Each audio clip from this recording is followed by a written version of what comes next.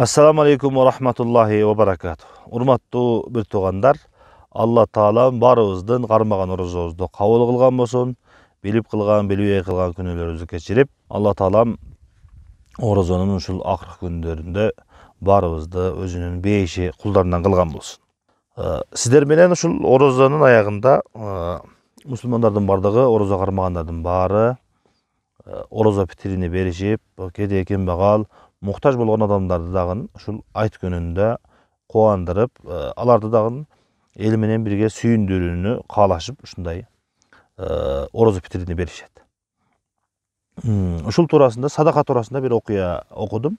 Ошону сиздер менен бөлүшөйүн деп турам. Башка мамлекеттердин биринде бир телеканалда оорукчан адамдын операциясына $150.000 акча керек экен. Алып баруучу ошол түз эфирде чыгып, баланча деген оорукчан адамдын операция кылганга $150.000 керек экен.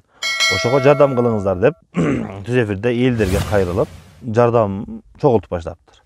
Ошентип түз эфирде адамдар чалышып, менде мынча акча бар эле, эмне кылсак болот, документтер эмне кылыш керек, кантип которуш керек деп түз эфирде ушундай адамдардын жардам берейин деген адамдар пайда болуп, чалып башташыптыр. Ошолордун арасынан bir Muhammed деген çalıptır. Anın menin $2 var ele. Uşul $2 Allah üçün uşul operasyaya jardam kılıp bereyin dedim. Degen eken anın soaptır. Nege $2 berip atasыз dese, bizdin үйдө başka, mından başka akşam jok ele. Bar ele akşam. Uşul $2. Oşonduktan men küçüm jetişinçe berdim. Uşul az bolsa dagın kabul kılıp koysaňızдар dep. Andan keyin, oşodan keyin ele arkasından başka biri çalıp, men $4.000 koşam deptir. $2.000 janağı ооруп жаткан операцияга muhtaç adamga, $2.000 azır $2 bergen adamga menen jardam. Түз эфирде эле ушундай окуя болуптур.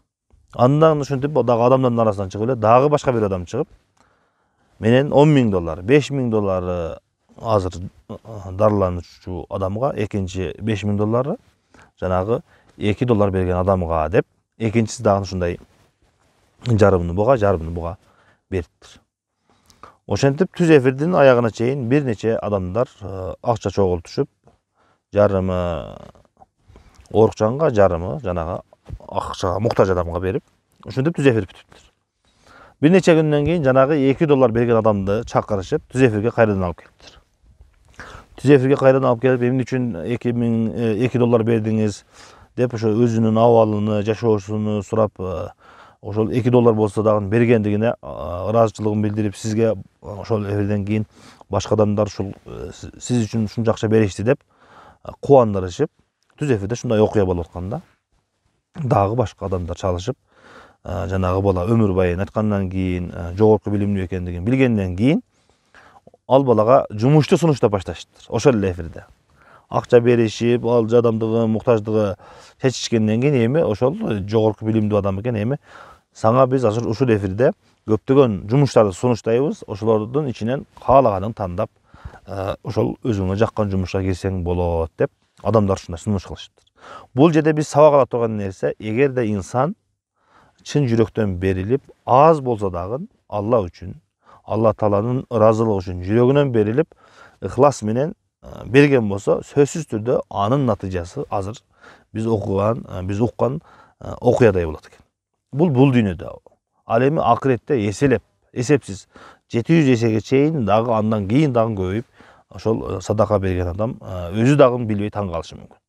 Караңыздар, адамдын ыхластуулугунан, адамдын чынныгы жүрөгүнөн берилип бергендиги үчүн Алла Таала ошол заматта ушундай ал адамга бул дүйнөдө эле ушундай анын мукафаасыны дейбиз, анын жазасыны, анын кайтарымыны ошол эле учурда берип койду. Ошондуктан урматтуу бир туугандар, ушул орозо айынын акыркы 10 күндүгүндө көпчүлүгүбүз орозо питирибизди беребиз деп шашылып калабыз. Ошон үчүн азыр ушул сиздерге айтып жатканда мен өзүмө дагы айтып, мен дагы сиздер менен биргеликте 1000 сом ошол muhtaç болгон бирөөгө бергенге ниет кылдым. Операторго беребиз. Ошол дагы көп болсун. Сиздер менен бирге Men dagы ошентип Алла Тааламын көп соогуна жетүүнү ниет кылдым, максат кылдым. Жолдо баратканда Кудай кааласа беребиз. Сиздерди дагы ушул ороз айында, улуу күндө чоң соопко жетиш үчүн жүрөгүңүздөн берилип, Алла Таалам баарыбызды ушундай соопко жетишкенге насип кылсын. Башка кээде кембагалдарга берип, аларды дагы сүйүнүчкө, бакытка бөлөйлүк. Ассаламу алейкум ва рахматуллахи ва баракатух.